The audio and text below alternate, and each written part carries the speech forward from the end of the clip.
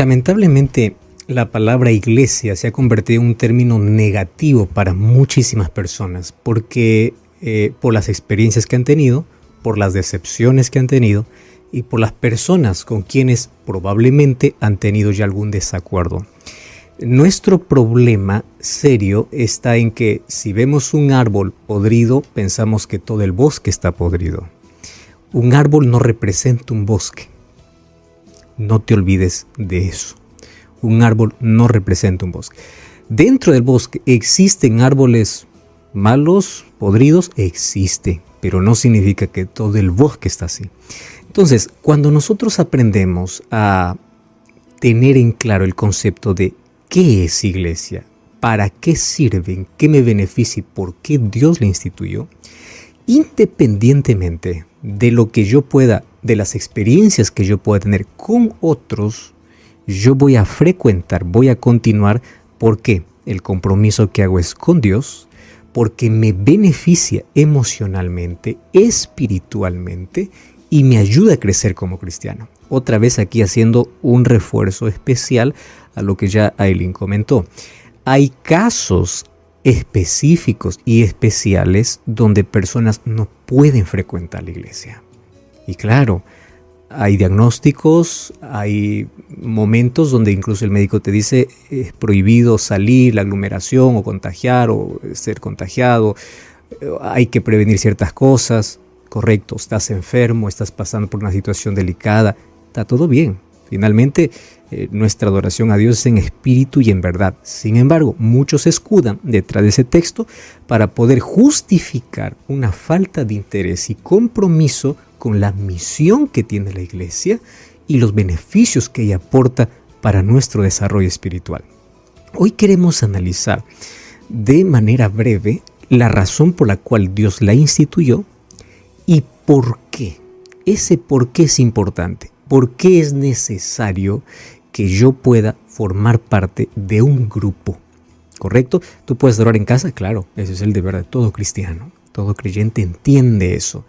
Sin embargo, el hecho de frecuentar a los cultos de iglesia tiene un lugar especial en nuestra experiencia. Más allá de los ritos que uno se puede perder, que fortalecen la fe, que se realizan en la iglesia, hay otros beneficios que necesitamos entender, mas eso lo entenderemos a la luz de la Biblia, porque en la Biblia encontramos diversas figuras, y las figuras que la Biblia tiene para representar a la iglesia no se trata de una persona, sino de un conjunto de personas. Entonces, partiendo desde ese punto, necesitamos estar involucrados, comprometidos y conectados con Dios y con nuestros semejantes. Es así como nos preparamos para vivir en eternidad. Si yo no puedo aprender a vivir en comunidad aquí en la tierra, ¿cómo pretendo vivir con todos los redimidos en el cielo? Esa es una de las cosas más incoherentes que uno puede pensar. Pasar la eternidad con Cristo, pero no solo es con Cristo, es con todos los redimidos. ¿Y dónde es que nosotros aprendemos y desarrollamos esa experiencia? Pues aquí en la tierra. Entonces, hablaremos un poco más a detalle de esto aquí en nuestro programa, de hablar con Dios. Durante muchos siglos, el racionalismo siempre defendió la idea de que todas las personas inteligentes necesitaban ser seculares. ¿Cómo es esto? No concebían la idea de que una persona que sea brillante, inteligente, tenga una religión. Entonces la religión pasó a ser ridicularizada. Y una persona religiosa era tomada como un tonto, como un analfabeto o como alguien que no sabe lo que quiere y lo que tiene en la vida. Tanto que ellos creyeron de que el lado racional, lo inteligente, la inteligencia humana, los llevaría siempre a descartar a la religión, olvidando, por supuesto, que los mayores descubrimientos en la historia fueron hechos por creyentes, que se declararon abiertamente personas que ejercían fe y creían en Dios. Pero ustedes saben cómo el racionalismo llegó un momento en decir, así que se atrevió a decir, persona inteligente no puede ser religiosa. En base a eso, tú ya escuchaste que algunos todavía quedaron con esa idea que ya no es más válida hoy. Te voy a explicar cómo cambió el pensamiento del racionalista. Pero algunos todavía quedaron en el pasado diciendo, no, religión es para ignorantes, religión es para gente inculta, yo soy culto, yo soy esto, entonces yo no voy a estar en una iglesia. Pero sabes que este pensamiento cambió. Entonces, si todavía piensas en eso, tienes que actualizarte un poco. ¿Por qué razón?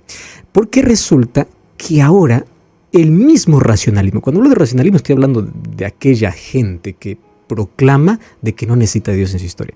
El racionalista ahora fue al otro lado. ¿Y qué cosa es lo que proclama el racionalismo? Que toda persona inteligente necesita ser espiritual. Ahora, yo quedo realmente sorprendido por la manera y la sutileza como el diablo puede manejar una mente para colocar conceptos agradables a los oídos que tienen un trasfondo peligrosísimo. Entonces, ¿cuál es la idea? Persona inteligente no necesita desechar religión, pero no necesita tener una religión. Lo que necesita es ser espiritual. Y el asunto de un ser espiritual está totalmente aislado y lejos de espiritualidad que dice la Biblia. Entonces, hay personas que dicen así: yo no soy religioso, pero soy una persona espiritual. ¿A qué se llama una persona espiritual? Persona espiritual se llama aquel que busca la trascendencia de la vida. ¿Cómo? No necesariamente en Dios. Entonces, una persona espiritual puede buscar conectarse, y esa palabra de conexión es muy bonita, que bíblicamente puede ser bien usada para hablar de conexión con Dios y conexión con los semejantes, pero esa palabra de conectarse ahora ha cambiado. Mucho cuidado cuando escuchamos esa palabra, hay que ver en qué contexto lo hablamos o lo escuchamos. Esa conexión con la naturaleza, haciendo de la naturaleza lo más trascendente. O sea, llega el ser humano a preferir adorar la creación que al propio creador. Entonces, detrás de eso hay frases muy comunes. Vamos en busca de buena energía, de buena vibra. Vamos a tener experiencias donde en la naturaleza, y vengan las prácticas orientales, yoga, meditación, que te lleva a ¿qué? A una conexión espiritual. ¿Con quién? No tengo idea, pero el asunto es que te lleva a la espiritualidad.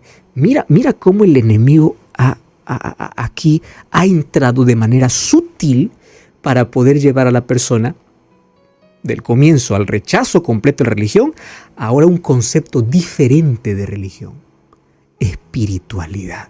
Entonces, sería más o menos como una filosofía de la espiritualidad, donde tú necesitas tener una conexión con el mundo natural, o sea, con el medio ambiente, con tu prójimo, ¿correcto? Y contigo mismo. Con Dios ya no es tan relevante. Pero que tú estés bien así, solo contigo, con el medio ambiente y con el prójimo, ya eres considerada una persona espiritual que no necesita una religión, pero ya muestras que estás en busca de una trascendencia. Todos estos términos realmente enloquecen y son favoritos para poder escuchar para una generación que se siente más culta, ¿no? Estoy en busca de la trascendencia. Solo que detrás de todo esto hay un rechazo a Dios. Fíjate, ya no necesariamente a la religión, pero sí a Dios. A Dios se le saca de la vida, de la historia, para buscar una conexión totalmente diferente. Esa es la estrategia del diablo. Ahora, ¿cuál es el grito de moda de nuestro tiempo? Fíjate, esta misma idea ha permeado o ha entrado en personas religiosas, pero disfrazada. ¿Cuál es la idea de la persona religiosa? Yo solo con Dios, iglesia ya no. Solo es una rama del concepto de ser una persona espiritual. Ya no necesito de una comunidad, solamente mi relación con Dios y punto. Voy a separar las cosas. Es solamente una rama del concepto de ser una persona espiritual y no tener una iglesia o formar parte de una iglesia. Entonces, últimamente hay un grito de moda. Cristo sí o Dios sí, iglesia no. Entonces uno tiende a separar. Iglesia no, Dios sí. Y sabes que esto es muy gracioso por la simple razón de la incoherencia al momento de querer tener una relación con Dios sin iglesia. Y te voy a decir por qué. Más o menos es como decir, me gustan las abejas pero odio las colmenas. Más o menos es como decir, quiero ser soldado pero no quiero estar en un ejército. ¿Te parece lógico eso? No, ¿verdad? ¿Y por qué te estoy colocando estos ejemplos? Porque estas son las metáforas que la Biblia usa cuando se habla de iglesia. Ejército. Después vamos a ver otro símbolo que tiene que ver con comunidad. Entonces yo puedo decir...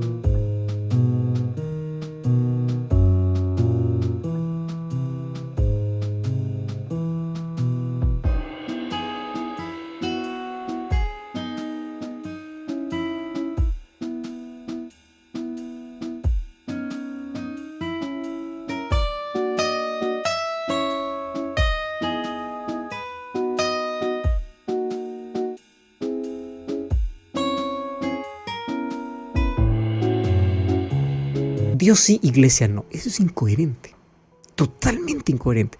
Para comenzar, la palabra iglesia viene del término eclesía, griego, que significa una reunión o una asamblea.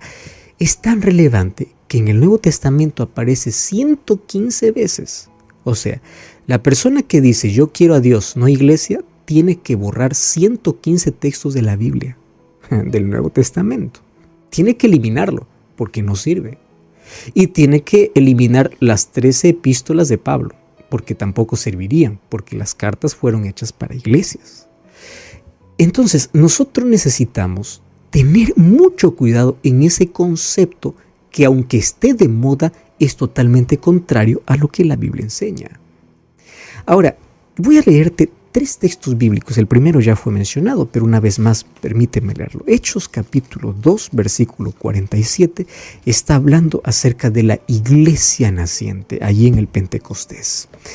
Cuando Pedro predicó su mensaje y más de 3,000 personas fueron convertidas, o mejor, fueron bautizadas, ¿a dónde fueron ellas? Dice el versículo 47, alabando a Dios y teniendo favor con todo el pueblo, el Señor añadía cada día a la iglesia los que habían de ser salvos. No porque la iglesia los salvaba, no dice que la iglesia los salvaba, dice los que habían de ser salvos. Aquellos que recibieron la gracia de Dios eran colocados dentro de una comunidad. ¿Para qué? ¿Para qué?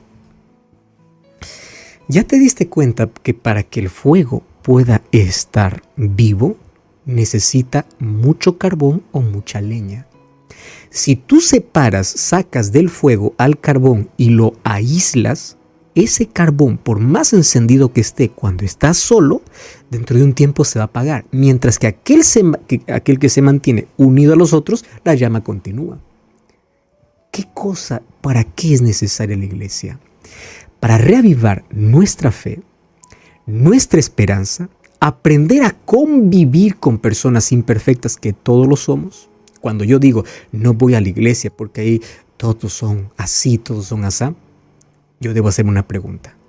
Si todos fueran como yo, ¿la iglesia sería perfecta?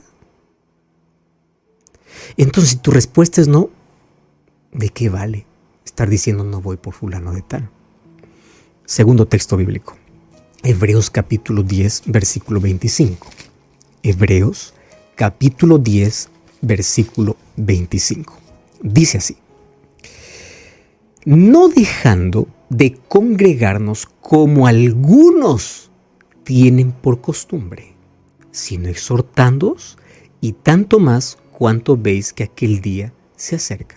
Antes del versículo 25, del versículo 25 está el 24, que dice: consideremos unos a otros para estimularnos al amor y las buenas obras. Dos cosas me enseña aquí Pablo. Número uno, ¿por qué necesito de una comunidad?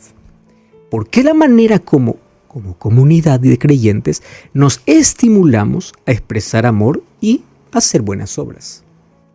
Ahora, la iglesia tiene una misión específica que es la proclamación del evangelio. Entonces, un cristiano sin iglesia no está comprometido tampoco con la misión. Y aquel que no está comprometido con la misión, ¿qué seguridad y qué certeza tengo que esté comprometido con Dios? Ahora, ¿hubieron casos bíblicos donde las personas no fueron a la iglesia y fueron salvas? Claro, como el ladrón en la cruz. Pero hay casos específicos donde muestra que aunque por la gracia somos salvos, Dios estableció a aquel que recibe su gracia medios para reavivar su fe.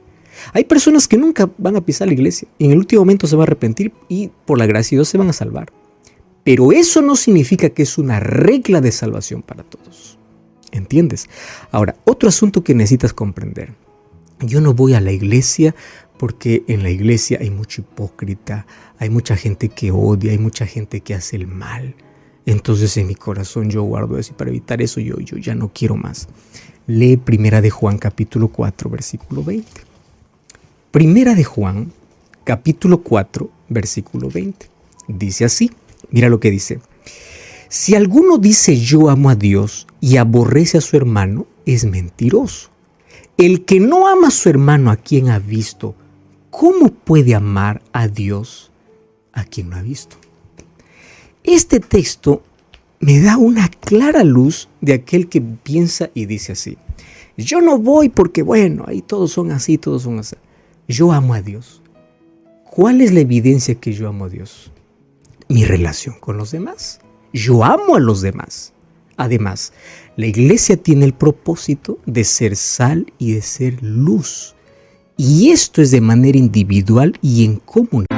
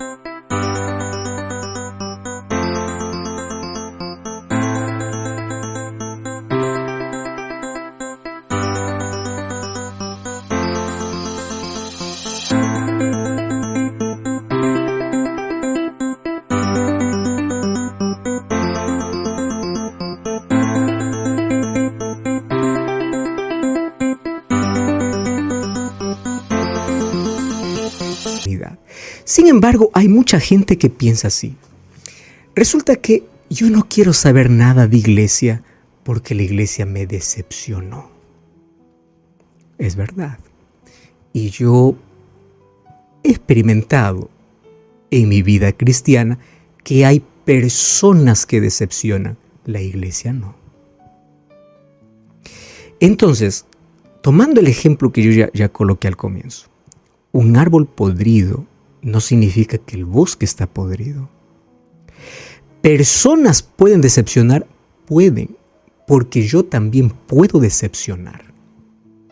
Pero una persona no representa el plan perfecto de Dios al poder constituir una iglesia. Una persona no representa una iglesia. Ahora, el mundo te decepciona cada rato y tú no dices, estoy decepcionado del mundo y mejor me entrego a Dios. Yo no voy a la iglesia porque hay mucha incoherencia. Dicen una cosa pero hacen otra cosa. Te recuerdo que la iglesia no es un museo. La iglesia es un hospital. En un museo pueden haber santos. En la iglesia hay enfermos. Cada uno tiene un problema diferente que resolver. Por eso es importante la comunidad para poder apoyarnos. En lugar de juzgar y criticar, yo me coloco para poder ayudar. Yo me ayudo, tú me ayudas, yo oro por ti, tú oras por mí. Juntos somos una familia, somos un soporte. Cuando tú caes estoy ahí para levantarte. Esa es la idea de iglesia. Ahora fíjate, ¿cómo es que yo me atrevo a orar así? Padre nuestro que estás en los cielos. Cuando yo digo Padre nuestro, la palabra nuestro, ¿qué indica? Indica comunidad. No es Padre mío, solo es mío, no, Padre nuestro. Al decir nuestro quiere decir que yo tengo ¿qué cosa? Hermanos. Porque hay otro también que le llaman papá. Entonces, en la misma oración, Jesús me enseña que yo necesito formar parte de una comunidad. Pastor, pero en la historia se ha demostrado de que en nombre de Dios se ha cometido crímenes, hay tanta gente que en nombre de Dios se hace rico, hay tanta gente oportunista. Sí, es verdad.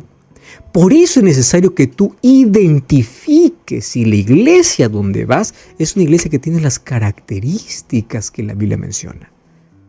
Y haciendo un resumen, ¿cuáles son las características? Apocalipsis 14:12, guarda los mandamientos de Dios. ¿Cuál es otra característica? Tiene un mensaje singular, Apocalipsis 14:6-12, un mensaje diferente, impopular, porque habla de juicio, habla de ley, habla de adoración, habla de temor a Dios, habla de obedecer los mandamientos. Mensaje impopular. Tercero, es un movimiento mundial, no solo está en una comunidad, porque el mensaje tiene que ser predicado en todo el mundo. Entonces, si la iglesia donde yo estoy, es oportunista, solamente se enriquece en esto y lo otro, entonces busca una iglesia que tenga una organización diferente y su fundamento en la palabra de Dios. Pastor, en la iglesia hay mucho escándalo y hay tanta gente herida por líderes, herida por personas. Claro, y te voy a decir una cosa, y esta lección quiero que tú no lo olvides. En el tiempo de Israel había tanta corrupción como lo puede existir hoy. Incluso el sacerdocio era un asunto comprado. Para que tengas idea que en el tiempo de Jesús había tanta corrupción. Ahora te hago una pregunta. Jesús, por el hecho de que haya corrupción entre los líderes, ¿dejó de ir a la sinagoga? ¿Por qué no dejó de ir a la sinagoga? Porque él entendió que independientemente de lo que el ser humano pueda hacer, la iglesia está dentro del plan de Dios. ¿Los sacerdotes eran buenos o malos?